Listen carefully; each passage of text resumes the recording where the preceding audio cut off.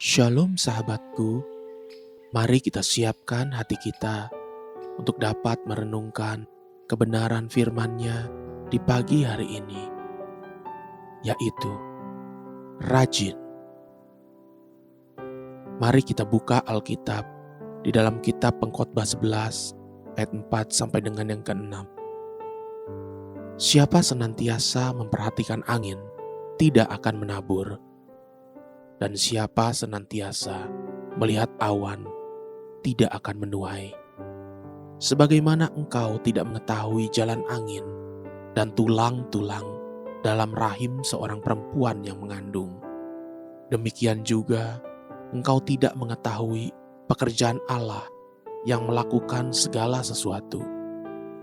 Taburkanlah benihmu pagi-pagi hari, dan janganlah memberi istirahat kepada tanganmu pada petang hari, karena engkau tidak mengetahui apakah ini atau itu yang akan berhasil, atau kedua-duanya sama baik.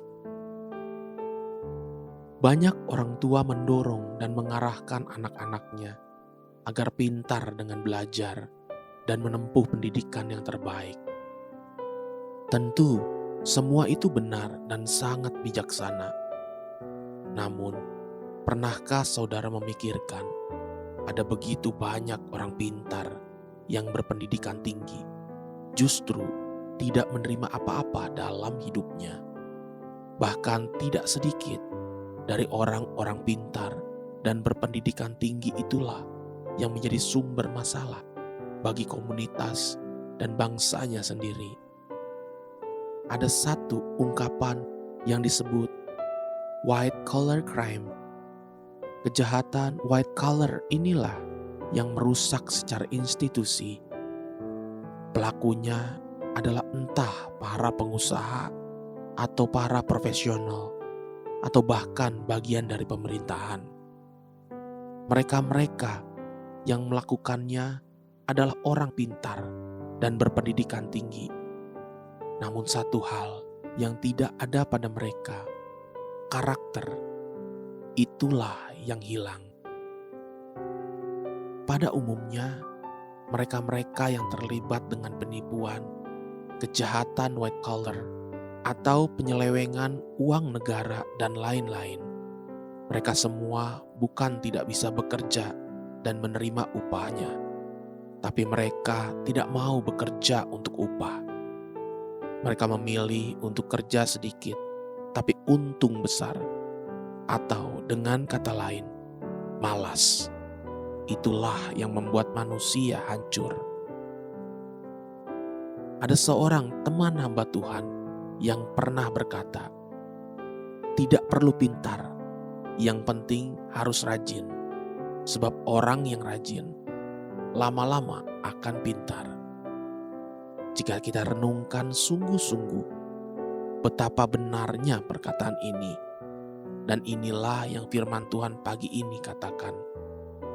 Inilah lukisan orang malas dan orang yang rajin.